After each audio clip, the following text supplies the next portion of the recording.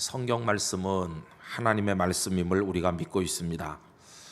그런데 우리가 평소에 쓰는 어투 표현대로 한다면 하나님의 말씀임에도 불구하고 뭐라고 얘기하느냐 하면은 기록자의 이름을 따라서 말할 때가 많이 있습니다. 예를 들면 모세가 이렇게 말씀하셨습니다 라든지 바울 사도는 우리에게 말씀하기를 이라는 표현을 쓸 때가 있다는 것입니다. 물론 우리는 로마서나 갈라디아서 같은 말씀을 읽으면서 사도 바울은 이렇게 말씀했다라고 표현을 하더라도 그것이 하나님의 말씀이라는 걸 알고는 있지만 자꾸만 그렇게 말하다 보면 어떤 느낌이 들겠습니까? 이 성경이 하나님의 말씀이라는 생각이 점점 옅어지고 어떤 인간들 중에 몇몇 기록자가 기록을 해서 우리에게 전달해 준 평범한 책 중에 하나인 것처럼 생각이 될 위험성도 있다고 느껴집니다. 그래서 그저 입에 붙은 표현이 바울 사도가 말씀하시기를 모세가 기록하기를 이렇게 쓰기는 하지만은 가급적이면 하나님께서 성경의 저자이시고 화자라고 하는 사실을 잊지 않았으면 하는 마음이 있습니다. 그래서 이렇게 하면 좋을 것 같습니다. 하나님께서 모세를 통하여 우리에게 말씀하시기를 하면 하나님께서 말씀하시는 거죠. 그죠? 하나님께서 바울 사도를 통해서 이 서신을 기록하게 하셔서 우리에게 말씀하셨다. 이렇게 하면 이게 바울이라는 사람이 심부름을 하긴 했지만은 바울의 이야기가 아니고 하나님의 말씀이 되어 우리에게 전해지게 될 줄로 믿습니다. 자, 그래서 우리는 성경의 그 내용에만 집중하는 게 아니라 그 성경이 쓰여져 내려간 순서라든지 또 그 내용의 전후 배치 등등의 다 뜻을 가지고 성경 말씀을 읽게 됩니다. 예를 들면 우리가 설교를 준비할 때도 그렇고 또 혹은 어디다 글을 쓰시는 분들이 글을 집필할 때도 마찬가지라고 생각합니다. 서론, 본론, 결론을 이렇게 상정하고 글을 쓴다고 할 때 어떤 분들은 그 이야기를 서론에다 두는 사람도 있을 것입니다. 이 얘기는 서론에서 먼저 하면 이 글을 읽는 사람들이 이해하기가 쉬울 것이다 이렇게 생각하고 그 특정한 이야기를 서론에서 먼저 쓸 수도 있을 겁니다. 그러나 반대로 어떤 사람은 쓰고자 하는 중심 주제를 다 쓴 다음에 마무리를 하는 차원에서 그 이야기를 끝에 배열할 수도 있습니다. 앞에서 복잡한 얘기는 다 했는데 그 이야기 한 토막을 맨 끝에 함으로써 내용이 명료해지고 마음속에 오래도록 기억되도록 딱 정돈될 수 있는 거 아니겠습니까? 그럴 때는 그 이야기를 끝에 쓸 수도 있겠죠. 그래서 글을 쓰시는 분들은 이걸 가운데다 배치할 건지 앞에서 할 건지 맨 뒤에다 보낼 건지 그 길이를 3줄만 쓸 건지 10줄 쓸 건지 이런 것들을 다 강약을 조절하면서 글을 쓴다고 생각합니다. 본론이 아닌 내용을 너무 길게 쓰면 이 본론 이야기는 약해지고 덜 중요한 이야기가 강조되다 보면 이 내용이 왜곡될 가능성도 있겠죠. 그래서 아주 주의 깊게 조심해서 이야기를 해야 되는 것이죠. 설교하는 목사도 그것에 미숙하면 하나님의 말씀은 나타나지 않고 목사가 했던 이야기만 가슴속에 남게 될 위험성이 많이 있습니다. 집에 가서 가족들이 둘러앉아서 이야기할 때 오늘 설교 잘 들었소? 이렇게 물어보면 다른 생각은 안 나고 영화 국제시장 생각만 났다. 그러면 제가 그날 완전히 실패한 겁니다. 그러니까 성경 말씀을 말했는데 여러분들은 국제시장만 가슴에 묵상하고 있으면 참 곤란하겠죠. 그런 게 중요한 것이죠.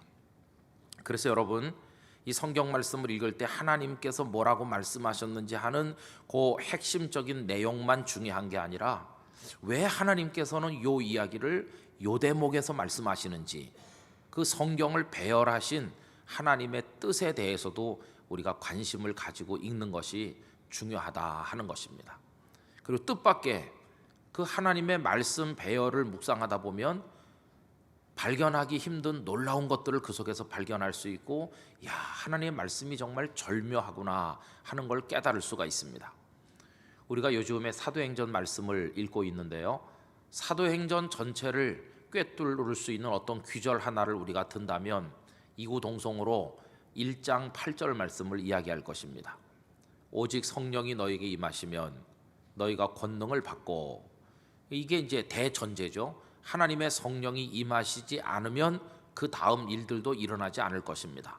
그러나 성령께서 임하실 것이고, 성령께서 임하시면 나약하기 짝이 없는 인생들이지만 성령의 권능을 입게 될 때 더 이상 나약하지 않은 하나님의 사람이 될 것 아니겠습니까? 그리고 나서 이제 복음의 이야기가 시작이 되는데 그 출발점이 어디입니까? 예루살렘에서, 그 다음에 유대를 거쳐 사마리아를 거쳐서 땅 끝까지 이르러 내 증인이 될 것이라고 말씀합니다. 여러분, 이 1장 8절 말씀이 사도행전 전체를 꿰뚫는 어떤 핵심 구절이 될 수 있는 이유는 뭐냐 하면 그 예루살렘, 유대, 사마리아 땅 끝이라는 이 지리적인 확장의 틀에 입각해서 이 사도행전이 집필됐다는 걸 우리가 발견하기 때문입니다.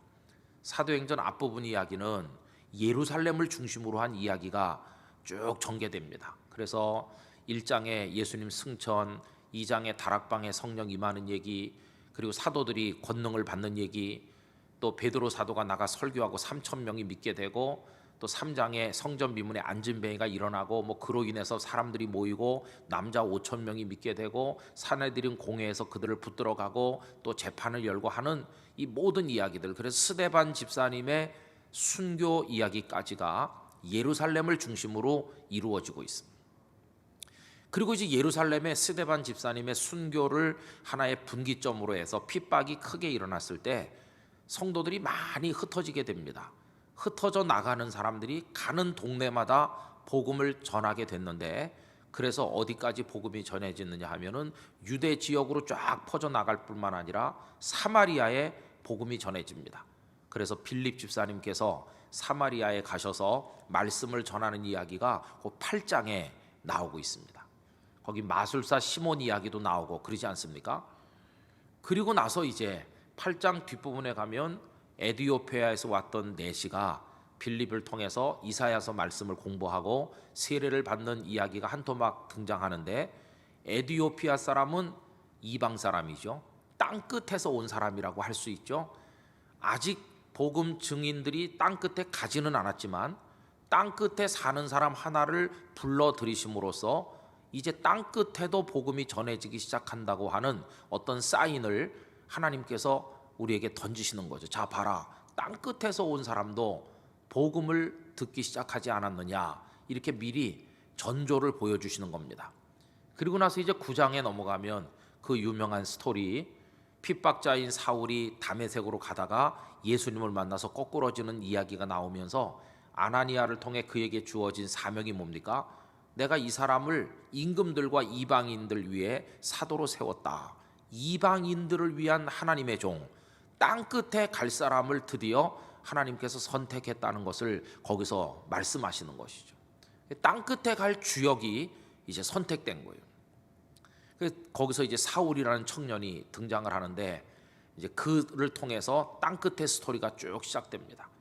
그래가지고 이제 사마리아를 넘어 사도행전 1장 7절은 그 맨 끝이 이제 1장 8절은 땅 끝 아닙니까? 그래가지고 땅 끝으로 선교사를 보내는 이야기가 13장 1절에 가면 그 안디옥 교회를 통해서 바나바와 바울을 파송하는 것이죠.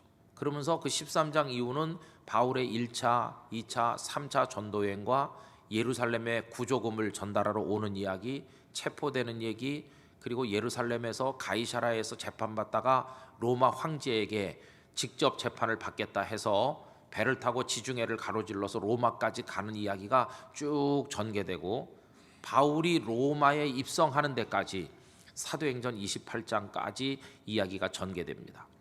그러니까 그 사도행전 1장 8절에 예루살렘, 유대, 사마리아 땅끝이라고 하는 키를 이렇게 딱 미리 전제해 놓고, 이제 그거에 따라서 하나님께서는 예루살렘에서의 이야기, 사마리아로 퍼진 복음, 그리고 그 이후에 이제 여러 지역을 거쳐서 땅 끝을 위해서 준비하셔서 제국의 심장인 로마 핵심부까지 하나님의 종 바울을 보내시는 이야기를 쭉 전개하시는 거죠.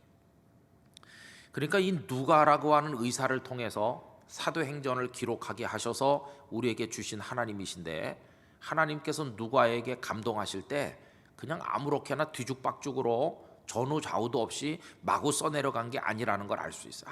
아주 정교한 어떤 글쓰기의 틀을 가지고 거기 맞춰서 착착 써내려갔다는 것을 알 수 있어요. 여러분, 하나님의 말씀은 대단히 섬세하고 그리고 그 구성 자체가 아주 절묘하다 하는 것입니다. 그래서 여러분, 왜 여기서 빌립 집사님이 등장하는 것일까? 왜 여기서 그런 사건이 벌어지는 것일까?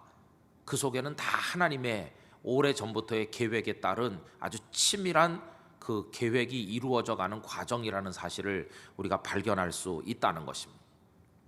그런 것들을 잘 생각하면서 성경 말씀을 읽으면 아주 묘미가 있고 감칠맛이 있거든요. 여러분, 오늘 읽은 말씀도 그 대표적인 내용 중에 하나입니다. 마치 하나님께서는 변사와 같으세요. 이 무대가 있고 저쪽에 이제 마이크가 설치되어 있고 하나님께서 마이크를 잡은 화자, 말씀하시는 분, 변사입니다. 그러면서 무대 위에서 벌어지는 이야기를 하나님께서 우리들에게 직접 쭉 말씀하신다고 생각해 보세요. 그래서 1장, 2장, 3장, 4장이 다 지나가고 지금 4장 맨 끄트머리에 도달을 했는데, 그동안에 있었던 일은 정말 엄청난 일이었어요. 그동안에 보잘것없는 몇몇 사람, 출신으로 보나 가진 재산 유무로 보나 학식으로 보나 그들의 가진 힘으로 보나 아무것도 자랑할 만한 것이 없는 소수의 몇몇 사람으로부터 이야기가 시작되는 것이, 여러분, 지금까지 역사라고 하는 것은 언제나 가진 자들의 역사였습니다. 그래서 우리 조선시대 때 역사를 중고등학교 때 배우면서 뭘 배웁니까? 태정, 태세, 문단세, 예성, 연중, 인명선, 그러면서 외울 필요도 없는 왕의 이름들을 쭉 따라 외웠습니다. 고종 황제까지, 순종까지. 그게 뭡니까? 왕들의 역사죠. 왜 왕의 역사를 배웁니까? 힘이 있었으니까, 권력자였으니까. 그러면 조선 백성 수백만 중에 왕이 몇 명 있습니까? 단 한 명 있습니다. 그러면 그 왕 한 사람을 제외한 나머지 백성은 사람도 아닙니까? 사실은 조선이라는 나라를 지탱한 것은 그 나머지 민초 백성들이죠. 그런데 그 이전에는 왕정 역사 중심이기 때문에 사기를 쓰는 사람들 중심으로 궁궐에서 일어나는 일을 집필한 것 외에는 일반 백성들이 뭘 먹었는지 어떻게 살았는지는 기록된 바가 없기 때문에 역사 자료 자체가 남아있는 게 별로 없고, 사람들의 관심도 힘 있는 사람들의 이야기에만 집중되는 것이죠. 그러나 1960년대쯤 들어오면서부터 이제는 미시적 그런 관점으로 역사를 연구하는 미시사가 등장하면서 그 속에 소외되어 있었던 밑바닥 인생들의 그 애환이 많은 인생이 어떠했는지, 그런 사람들의 역사를 연구하는 흐름들이 등장을 하게 됐습니다. 그래서 요새는 별별 연구를 다 합니다. 조선시대 기생들의 역사도 있습니다. 기생들은 정말 천대받던 계급이죠. 사람들의 놀이개밖에 안 됐던 사람들이지만 그 기생들의 삶 속에 조선 사회를 들여다볼 수 있는 어떤 열쇠가 있다. 또 조선시대 때 머슴들, 또 혹은 또 쌍놈이라고 불렸던 그 천민들, 그런 사람들의 삶을 통해서 조선 사회를 들여다보려고 하는 그런 시도도 있거든요. 누가 진정한 역사의 주인공인가? 여러분, 이런 얘기는 로마 시대 때도 마찬가지입니다. 로마 역사 그러면 황제들의 역사고 원로원의 역사고 명망 있는 장군들의 역사지, 일반 백성들은 역사의 무대 위에 올라설 아무 자격이 없는 사람들로 인정됐습니다. 그런데 새로운 놀라운 일이 벌어진 것이죠. 그게 뭐겠습니까? 여기 지금 사도행전이라고 하는 교회의 역사라고 하는 그 이전에는 볼 수 없었던 전혀 새로운 역사가 쓰여지기 시작했는데, 거기 주역으로 등장하는 사람은 가진 자, 힘 있는 자, 그들이 아니었다는 것입니다. 가진 게 없는 사람, 힘이 없는 사람, 아무도 알아주지 않는 사람, 저 갈릴리 시골에서 내려온 촌뜨기들, 절대 어떤 면으로 봐도 역사의 중심에 설 만한 자격이 없어 보이는 사람들이 사도행전 1장부터 주역으로 등장하고 있는 것이 베드로, 안드레, 야고보, 요한 다 그런 분들이시죠. 이름 없는 여인들. 여러분, 이게 바로 예수님의 복음 안에서 일어난 전혀 새로운 운동이요 놀라운 움직임이었다는 것을 우리가 포착할 수 있습니다. 사실 세상 역사는 힘 있는 자들의 역사였지만 하나님의 역사는 연약한 자들을 통해서 이루시는 역사였습니다. 야곱의 12아들 중에서 그 가족을 먹여 살리고 이집트 사람, 애굽 사람들을 흉년해서 먹여 살린 것은 맏아들 르우벤이 아니었습니다. 장자의 권한을 가진 그가 아니라 맨 끄트머리에서 두 번째인 보잘것없는 요셉이었어요. 그것도 또 출신이 대단한 사람이 아니지 않습니까? 보디발의 집에 노예였어요. 노예. 한때 노예였던 요셉을 통해서 하나님께서는 역사하셨어요. 또 이스라엘 백성들을 천한 만민 위에 우뚝 세워서 선민으로 세우시고 그 피를 통해서 이스라엘 그 민족을 통해서 하나님의 뜻을 세상에 계시하시고 메시아가 그 이스라엘 민족 중에서 오시도록 하나님께서 역사하셨는데, 여러분 이스라엘 민족 역시 노예 출신 민족 아닙니까? 애굽에서 430년을 머무는 동안에 그 중에 수백 년 동안은 노예로 살았던 노예 민족을 높이 드셔서, 다윗의 이야기도 마찬가지입니다. 이새의 8명의 아들 중에서 맨 꼴찌를 들어서 앞세우시는 하나님의 손길. 그래서 여러분, 하나님의 손 안에서는 일반 역사가 펼쳐가는 기준과는 전혀 다른 새로운 이야기들이 만들어져 나가고 있다 하는 것입니다. 꼴이었던 사람을 머리 되게 하시는 하나님이신 줄로 믿습니다. 약한 자를 들어서 강하다고 자부하는 사람을 부끄럽게 하시는 하나님이시고, 없는 자를 들어서 가진 자들을 부끄럽게 하시는 하나님이시고, 어리석은 자를 들어 지혜롭다고 자부하는 사람을 할 말 없게 만드시는 분이 우리 아버지 하나님이신 것이죠. 하나님의 손 안에 들어오면 볼품 없는 사람들이 아주 명예로운 주인공으로 바뀌게 되는 것입니다. 예수 그리스도 이후에 여기 베드로, 야고보, 요한 이런 제자들 전혀 역사에 주역이 될 자격이 없었음에도 불구하고 이 사도행전은 그들로부터 시작되고 있는 것입니다.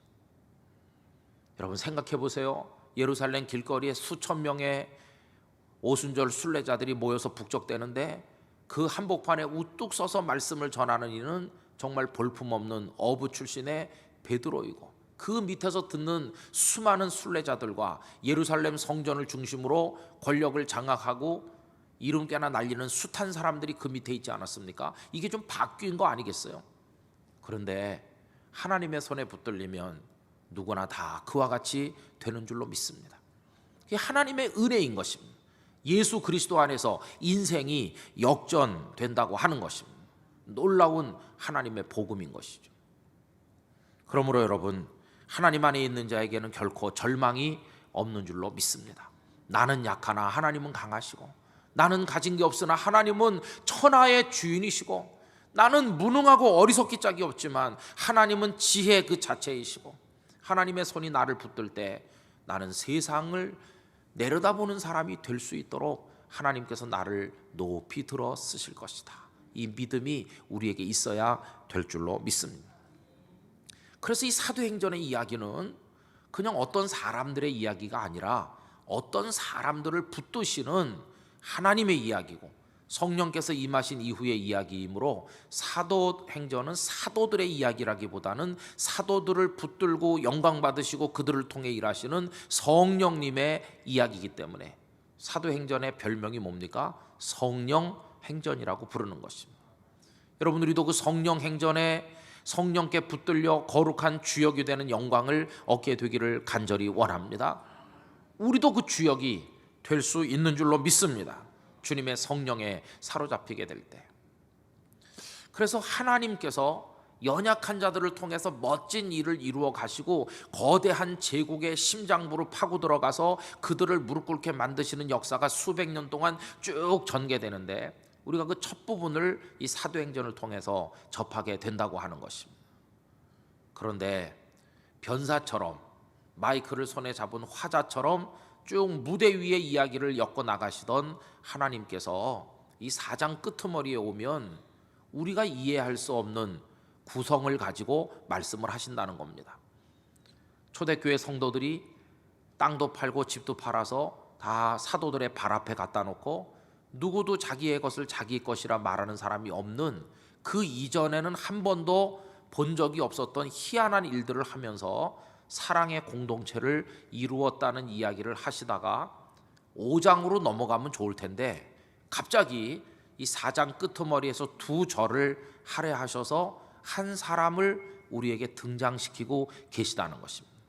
마치 뭐와 같으냐 하면 하나님께서 이야기를 1장, 2장, 3장, 4장 쫙 풀어가시다가 잠깐 내가 막간을 이용해서 한 사람 소개하겠다 하면서 무대 뒤에 대기하고 있던 한 사람을 무대로 잠깐 불러내신 겁니다. 그래서 부름받아 잠깐 얼굴을 내밀고 다시 무대 뒤로 들어가는 그 사람, 그가 누굴까요? 오늘 36절과 37절에서 우리가 만나는 바나바라고 하는 인물이라 하는 것입니다. 구브로에서 난 레위족 사람이 있으니 이름은 요셉이라, 사도들이 일컬어 바나바라, 번역하면 위로의 아들이라 하니 그가 밭이 있음에 팔아 그 값을 가지고 사도들의 발 앞에 두니라. 이렇게 두 절이 짧게 나오죠. 바나바 잠깐 나와봐. 그리고 바나바가 무대 위에 짠 등장했어요. 그리고는 잘 봐두라고, 이 사람은 구브로 출신이고 레위족 출신인데 이름은 요셉이라 하고 별명이 있는데 권위자라는 별명을 가지고 있다. 그리고는 들어가, 바나바 이제 됐으니까 들어가, 이렇게 들여보냈어요. 왜 하나님께서는 이 대목에서 바나바를 보여주시는 겁니까? 아까 하나님의 말씀의 그 구성에도 깊은 뜻이 있다고 그랬는데 왜 여기서 바나바를 등장시키는 겁니까? 여러분, 여기서 얼굴을 내밀었던 바나바는요 5장에서도 안 나오고 6장도 7장도 8장도 안 나옵니다. 5장은 아나니아와 삽비라가 밭을 팔아서 바치긴 했는데 거짓말로 하다가 하나님의 진노를 받는 이야기가 이제 중심이 되고요. 6장은 구제하는 문제로 갈등이 벌어졌기 때문에 집사님들을 7분을 세워서 그 갈등을 봉합하고 잘 할 수 있도록 제도를 정비하는 이야기가 중심이 된 말씀이 이제 6장에 나오고 있잖아요. 7장은 스데반 집사님의 순교 직전에 설교가 그 중심이 돼 있고, 8장은 아까 말씀드린 것처럼 빌립 집사님이 사마리아에 가서 복음 전하는 얘기, 에디오피아 내시에게 복음 전하는 얘기가 8장 중심이거든요. 그러니까 5, 6, 7, 8장에 바나바는 한 번도 안 나옵니다. 그럼 어디서 나오느냐 하면은 9장 30절 뒷부분에 가면 그때 바나바가 처음 등장합니다. 그러면 바나바를 굳이 여기 4장 끝에서 등장시킬 필요가 없는 게 아닌가 하는 것입니다. 불러낼 필요가 없죠. 그냥 무대 뒤에 계속 있게 했다가 필요할 때 9장에 와서 그를 나오라고 하면 되는 겁니다. 여러분, 9장에 무슨 얘기가 나옵니까? 사울이 다메섹에 가다가 주님을 만나서 변화된 이야기가 나오는데, 사울이 핍박자 아니었습니까? 그런데 이제는 예수님의 사람이 됐죠. 근데 아무도 안 믿어주는 겁니다.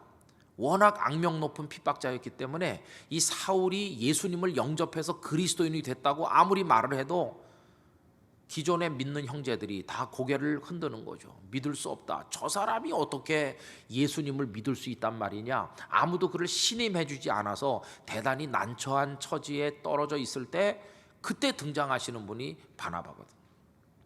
바나바가 등장해서 이 사울이라는 청년을 데리고 예루살렘에 가서 거기 많은 기독교인들에게 인사를 시킵니다. 이 사람이 핍박자인 게 맞습니다. 그러나 다메섹에서 무슨 일이 있었는지 아십니까? 이 사람에게 놀라운 주님의 나타남이 있었고 여차저차한 일이 있어가지고 이 사람이 이젠 우리의 형제가 됐고 진짜가 됐으니까 이 사람을 우리가 더 이상 경원시해서는 안 되고 주님 안에서 우리의 형제로 받아야 된다고 이 안내자 역할을 감당할 때 그때 거기 바나바가 등장하거든요. 그러면 거기서 등장해도 되는 겁니다. 그때까지는 무대 뒤에 그냥 있게 놔뒀다가 바나바 이제 네가 나올 때가 됐으니까 등장해라 하면서 이 바나바가 이제부터 사울을 예루살렘에 데리고 가서 교회 안에 정착할 수 있도록 안내자가 될 텐데 내가 이 바나바를 소개하겠다. 바나바로 말하면 고향은 구브로고 그 소속은 레위족 사람인데 하면서 거기서 말씀하셔도 될 텐데 왜 그걸 여기 4장에서 갑자기 쑥 내미시느냐 하는 것입니다. 그리고 나서는 바나바 얘기가 5, 6, 7장에 한 번도 안 나온다 그랬죠. 저는 이 말씀을 읽으면서 왜 여기서 하나님께서 바나바를 불쑥 얼굴을 내밀게 불러내셨나 하는 생각을 많이 하게 됐어요. 여러분, 그러면서 참 은혜도 많이 받고 감동도 많이 받았어요. 그게 뭘까요? 그것은 하나님께서 얼마나 섬세하고 정확하게 당신의 일을 추진해 나가시는지를 우리에게 보여주시기 위한 목적이 있습니다. 아까 사도행전 1장 8절을 틀로 해서 예루살렘, 유대, 사마리아 땅끝 이렇게 전개된다고 그랬죠. 그럼 땅끝에 선교사가 돼서 나간 최초의 인물이 누굽니까? 바나바와 사울이 변해서 이제 바울이 된 바로 그분 아닙니까? 그런데 하나님께서는 땅끝에 가는 선교사가 될 그 주역 두 사람, 바나바와 사울 이 두 사람을 벌써 사람들은 아무도 몰랐지만 배후에서 준비하고 계시다는 것이, 사마리아에 복음 전도하는 일이 다 끝나면 그때서 허둥지둥 이제 땅끝으로 가야 될 텐데 누가 갈까, 이런 하나님이 아니시라는 것이, 이미 하나님께서는 여기 4장에서 바나바를 그 이름을 불러 소개하는 것입니다. 이런 인물이 있다 이렇게 알려주셨어요. 그리고 들여보냈어요. 그리고는 5, 6, 7, 8장에서는 한 번도 안 나왔어요. 그리고 등장하는 게 어디서 나옵니까? 사울이 예수님을 믿게 됐지만 아무도 인정하지 않으니까 사울을 교회에 소개할 때 바나바를 다시 불러내지 않습니까? 참 절묘하죠. 바나바가 사울을 위해 수고를 많이 했어요.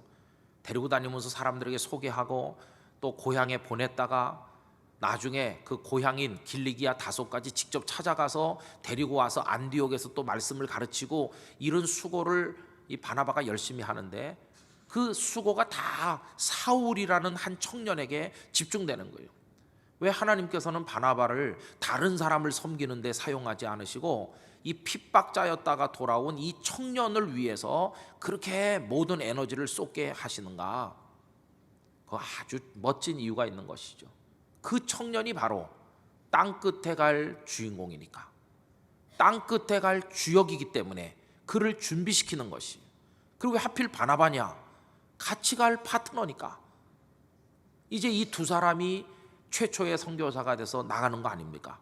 우리는 결과를 다 보면서 얘기하니까 잘 모르지만 나중에 사람들은 야, 신기하다 그랬을 거 아니겠어요?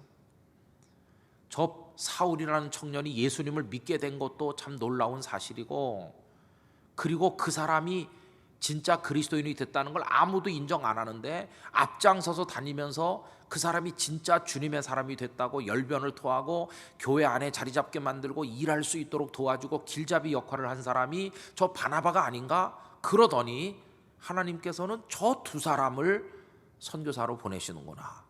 하나님께서는 일찍부터 준비시키셨어. 바나바를 먼저 등장시키더니 그가 돌볼 사울을 등장시키더니 바나바가 사울을 계속 돌보게 하시더니 13장에 딱 오면 이 두 사람을 안수해서 최초의 선교사로 쫙 보내잖아요. 여러분, 하나님의 아주 정교하고 정확한 마스터 플랜을 우리가 보는 것 같아요. 누가 하나님께 하나님 땅끝 선교는 누가 하는 겁니까? 도대체 언제서야 그걸 하는 겁니까? 되긴 되는 겁니까? 이렇게 의심에 가득 찬 어조로 질문을 한다면 하나님께서는 말씀하셨을 것입니다. 이 녀석아, 벌써 땅끝에 사람이 될 주인공을 내가 선발해 놨지. 벌써요? 그게 사실이십니까? 그게 누군데요? 보여줄까? 그러면서 불러낸 겁니다. 바나바 나와봐. 오늘 본문에 바나바가 얼굴을 쑥 내미는 것이. 봤냐? 고향은 구브로고 레위족 출신인데 이름은 요셉이고 별명은 남을 잘 권하고 위로하는 달란트가 있어서 권위자라고 한다. 왜? 이 정도면 부족해? 그리고 이제 들어가 있으라고 보냈어요. 그리고 때가 됐을 때 사울을 다메섹 도상에서 거꾸로 들이시고, 그리고 그 사울이 정착하는데 바나바 네가 나와야 되겠다. 이래가지고 너의 파트너가 될 사람 아니냐? 이래가지고 바나바가 사울을 섬겨 바울이 되게 하고 안디옥 교회에서 같이 섬기다가 선교사로 나가게 하시는 거예요. 여러분, 이 모든 일이 우연이 되거나 어떻게 하다 보니까 바나바가 사울과 엮여지거나 그런 게 아니라 하나님께서는 다 준비하고 계시다는 걸 알 수 있어요. 얼마나 섬세한 하나님이신지 알 수 없습니다. 저는 제가 부산에 와서 사는 것도 어쩌다가 와서 있다고 생각해 본 적 없습니다. 우리는 지금 잘 이해하지 못하고, 그렇지만 다 세월이 지나고 나면 제가 여기 와서 살았던 것도 하나님의 오묘한 뜻의 결과일 것이라고 믿습니다. 제가 땅끝교회 목사가 된 것도 그것 때문일 거라고 믿습니다. 나중에 우리는 모르다 갈 수도 있지만 나중에 알게 될 것입니다. 여러분들이 오늘 이 자리에 있는 것도 하나님의 섬세한 계획 중에 이루어진 일이라고 믿습니다. 하나님은 다 뜻이 있기 때문에 우리를 이 자리에 지금 있게 하시는 것입니다. 또 한 가지 중요한 것은 뭐냐 하면요, 하나님께서는 자랑하고 싶으신 것입니다. 지금 저 무대 뒤에 내가 너무나 귀하게 여기는 사람이 한 사람 있어. 그 사람을 너희들에게 보여주고 싶다 하면서 잠깐 얼굴이라도 볼래? 그러면서 바나바를 등장시키는 거죠. 아직 나올 때가 안 됐지만 바나바가 얼마나 멋진 사람인지 몰라. 조금 있어봐라. 이제 그가 등장할 날이 올 텐데 우선 얼굴만 좀 봐라. 그러면서 등장시키는 거죠. 여러분, 오늘도 하나님께서는 무대 위에 올릴 사람들을 찾고 계시다고 믿습니다.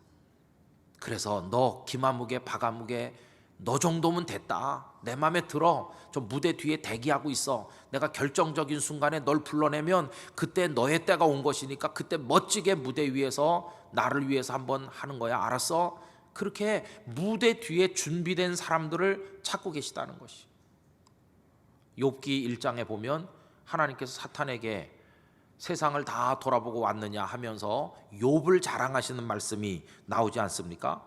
네가 내 종 욥을 주의하여 보았느냐? 그와 같이 온전하고 정직하여 하나님을 경외하며 악에서 떠난 자는 세상에 없느니라. 욥 같은 사람 없지. 자랑스러워 하시잖아요. 여러분, 오늘 이 시대에 하나님의 나라와 복음을 위하여 하나님의 마음에 들어 하나님께서 온 세상 앞에 자랑스럽게 여기 내 사람이 있다 하면서 내 보이시고 싶은 인재가 몇 명이나 있을까요? 하나님의 무대 뒤에 하나님을 위해 살 사람으로 준비된 하나님의 사람들이 있어야 되는데, 만약에 하나님께서 무대 위에 올리려고 해도 올릴 만한 준비된 사람이 한 명도 없다면 하나님의 스토리는 얼마나 빈약해지겠습니까? 이 바나바는 그래서 땅끝 선교의 중심이 될 사람으로, 그 핵심이 될 사람으로 하나님이 예정하신 이 사울을 위해서 하나님 미리 뽑아 세우신 하나님의 계획 속에 등장한 인물이라는 걸 알 수 있어요. 하나님께서 바나바를 무대 위에 올리시면서 얼마나 자랑스럽게 여기셨을까 하는 생각을 해보게 되었어요. 그래서 감동이 됐습니다. 하나님, 저도 하나님께서 무대 위에 올리고 싶은 그런 멋진 성도가 되고 싶습니다. 김 목사 이리 나와라 하면서 나를, 저 같은 존재 부족하지만 하나님께서 저를 무대 위에 올려 세우신다면 얼마나 영광스럽겠어요. 그런데 제가 무대 위로 얼굴을 내밀려고 하니까 하나님께서 들어가 너 나오면 내가 창피하다 그러면서 무대 뒤로 들어가서 조용히 있어 이렇게 나를 쫓아버리신다면 얼마나 부끄러울까. 그런 생각을 또 가지게 됐어요. 여러분, 이 바나바는 그럼 어떤 사람인데 하나님께서 이렇게 자랑스럽게 여기시면서 아직 등장할 때도 안 됐는데 9장에서 나오면 될 사람을 4장에 벌써 얼굴을 내밀라고 말씀하실까요? 도대체 어떤 사람이기에? 여러분, 그 유인물에 보시면 한 사람을 우리가 소개할 때 두 가지 이야기를 할 수 있어요. 하나는 자연인으로서의 설명이 있어요. 거기 세 가지가 나오죠. 고향은 구브로, 출신은 레위족, 이름은 요셉. 여러분, 이건 모든 사람이 다 가지고 있어요. 우리 다 있는 겁니다.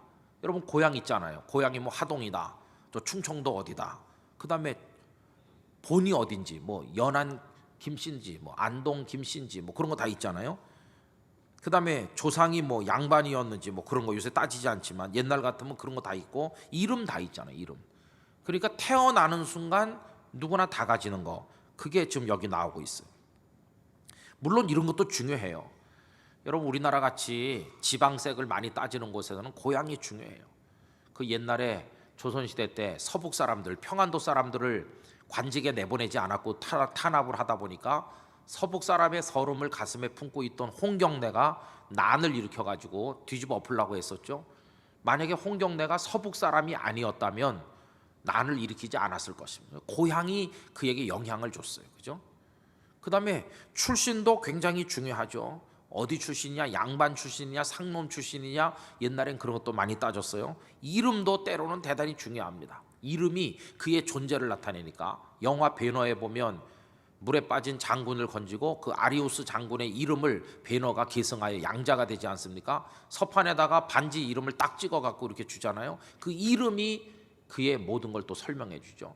그러니까 여기 그의 고향, 출신, 이름 이거 대단히 중요한 것입니다. 그러나 그가 구브로 출신이기 때문에 하나님께서 바나바를 자랑스러워하시나?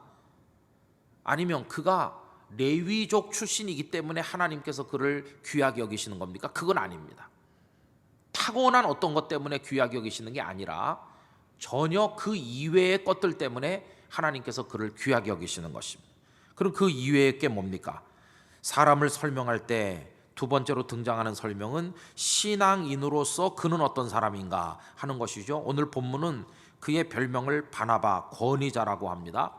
남을 잘 권하고 남을 잘 부드럽게 상담하고 인도하는 그런 성품을 위로하는 사람이었다는 걸 알 수 있고, 거기 유인물에 다 적어드렸습니다. 사도행전 11장 24절에 보면 바나바를 뭐라고 부릅니까? 착한 사람이고 성령과 믿음이 충만한 사람이다.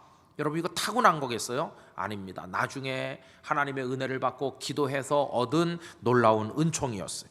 그 다음에 인도자였어요. 바울이 정말 예수님의 사람이 됐다는 걸 믿어주고 그를 인도하는 역할을 9장에서 하잖아요. 9장 26절 27절 다 같이 유인물 보면서 읽어보겠습니다. 사울이 예루살렘에 가서 제자들을 사귀고자 하나 다 두려워하여 그가 제자됨을 믿지 아니하니 바나바가 데리고 사도들에게 가서 그가 길에서 어떻게 주를 보았는지와 주께서 그에게 말씀하신 일과 다메섹에서 그가 어떻게 예수의 이름으로 담대히 말하였는지를 전하니라. 아까 말씀드린 것처럼 이 사울이란 청년이 교회에 적응하도록 안내자 역할을 했죠. 그 다음에 배려와 동역을 잘했습니다. 바울을 데리고 와서 안디옥에서 함께 일하는데 사도행전 11장 25절 26절 다 같이 읽습니다. 바나바가 사울을 찾으러 다소에 가서 만나매 안디옥에 데리고 와서 둘이 교회 1년간 모여 있어 큰 무리를 가르쳤고 제자들이 안디옥에서 비로소 그리스도인이라 일컬음을 받게 되었더라. 아멘. 이 수고를 바나바가 열심히 한 것이, 그래 가서 찾아 데리고 와서 이복에 우리 같이 여기 안디옥에서 사역을 하세. 그래가지고 열심히 복음을 위해 일할 수 있는 기회를 그에게 주고 이렇게 한 것이죠. 결국 한 사람을 우리가 설명할 때 그 유인물 3번에 보시는 대로 두 가지 기준을 따라 설명할 수 있어요. 하나는 타고난 것들이고 하나는 그 이후에 얻은 것들입니다. 또 이걸 다르게 바꿔 말하면 과거의 것들과 현재의 것들이라고도 말할 수 있고 육적인 것들과 영적인 것들이라고도 말할 수 있어요. 여러분 아까 고향이 어디냐, 또 출신이 어떠냐, 이름이 뭐냐, 이거는 뭡니까? 타고난 것입니다. 태어날 때.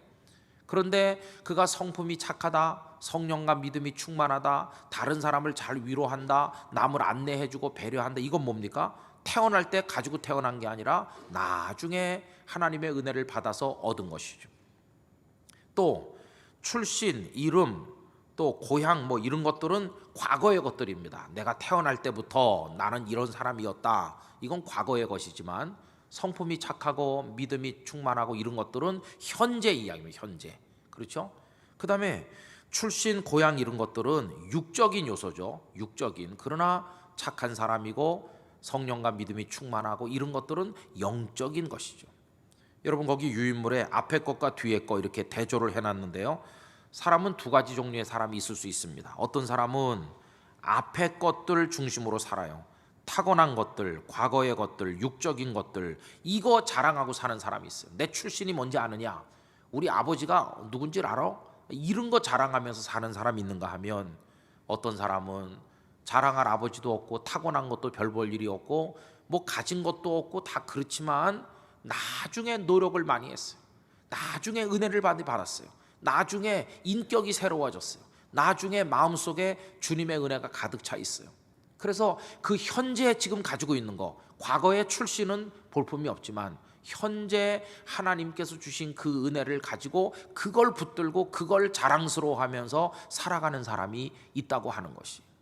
그럼 하나님께서 이 바나바라는 한 사람을 자랑스럽게 여기실 때 뭘 보고 자랑스럽게 여기셨겠어요? 고향이 훌륭해서요? 출신이 레위족 사람이니까? 아닙니다.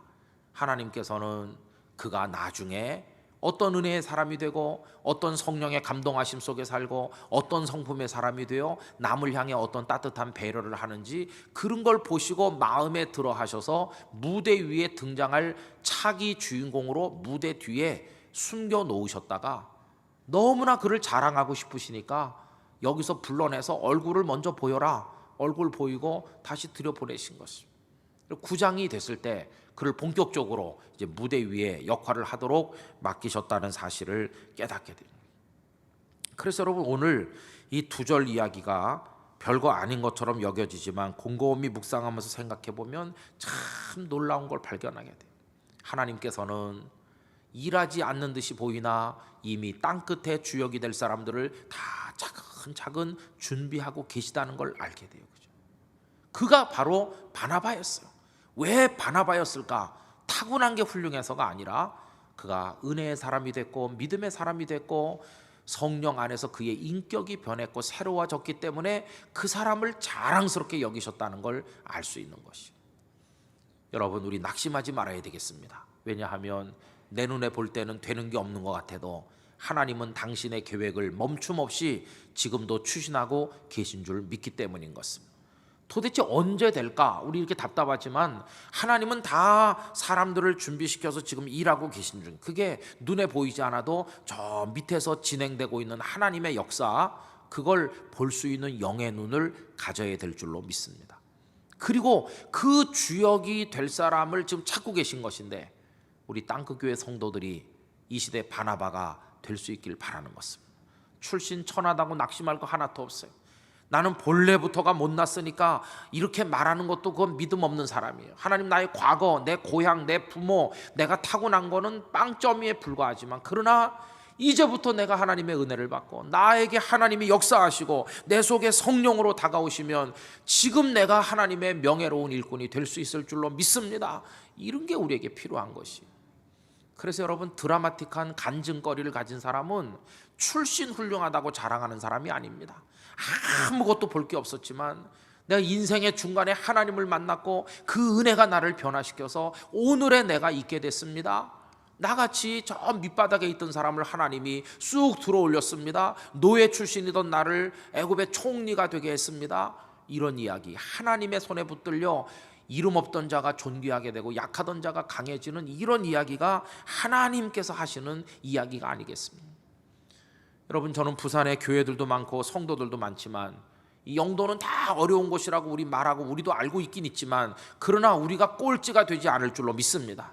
우리가 하나님의 손에 붙들리면 땅끝 교회가 좋은 귀한 교회가 될 것이고 이 안에서 성장하는 자녀들이 하나님의 역사 무대에 주역이 될 사람들이 여기서 자라나게 될 것이라고 믿고 여기 몸담았던 우리가 영광스러운 하나님의 도구가 될 수 있을 줄로 저는 믿습니다. 그게 우리의 거룩한 자부심인 것입니다. 내가 여기서 나에게 맡겨준 사명을 목사로, 장로로, 권사로, 집사로, 성도로 꾸준히 감당하며 하나님 나를 통해서 어떤 놀라운 일을 이루시고 나를 어떤 고리로 사용하실진지 바나바를 통해 바울이 준비되는 것처럼 나는 연약하지만 하나님 나를 무대 위에 세우시면 나를 통해 빌리 그레함도 나올 수 있고 위대한 복음의 증거자들이 나오고 정치가가 나올 수도 있고 하나님 나를 어떻게 쓰시든지 존귀한 사람으로 써주실 줄로 믿습니다. 옛날에 볼품 없었다는 것 때문에 절망할 필요 없어요. 과거가 형편없다고 절망할 필요 없어요. 지금 앞으로가 중요한 것입니다. 지금 내가 어떤 은혜를 받는지, 앞으로 하나님의 손에 어떻게 붙들려 살아가는 이 시대 바나바가 되고자 하는지, 그게 중요한 것입니다. 그런데 힘이 다 빠져가지고 내가 뭘 하겠나, 이 나이에 출신도 그렇고 뭐 내가 사는 동네도 그렇고 우리 집구석에 뭐 볼 게 있나, 이런 식으로 생각하면 그건 하나님을 인정하지 않는 것입니다.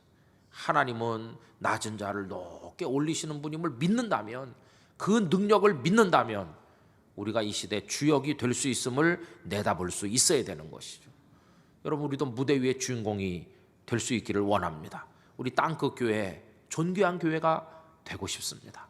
여러분들도 그런 성도가 되기를 기원합니다. 저는 우리 교회 성도들이 여러 교회 다니면서 간증하는 사람들이 좀 많이 나왔으면 그런 소원을 가지고 있습니다. 전도 많이 해서 간증자도 나오시고 놀라운 하나님의 은혜를 경험해서 그래서 간증도 하시고 여러분들의 가문이 복을 받고, 야, 그 사람이 형편없었는데 어떻게 저렇게 복 있는 인생을 살게 됐을까? 하나님이 나를 들어올리셨습니다. 할렐루야. 그렇게 할 수 있기를 간절히 원하는 것입니다. 바나바는 그때 거기 한 사람만 있었던 것이 아니라 은혜 받으면 우리도 이 시대 바나바가 되고 하나님께서 무대 위에 올리고 싶은 자랑스러운 이 시대 그리스도인이 될 줄로 믿습니다. 그런 소망을 가지고 우리 하나님 앞에 기도하며 나가야만 하겠습니다. 여러분, 이렇게 되는 은혜가 여러분에게 임하시기를 예수님의 이름으로 축원합니다.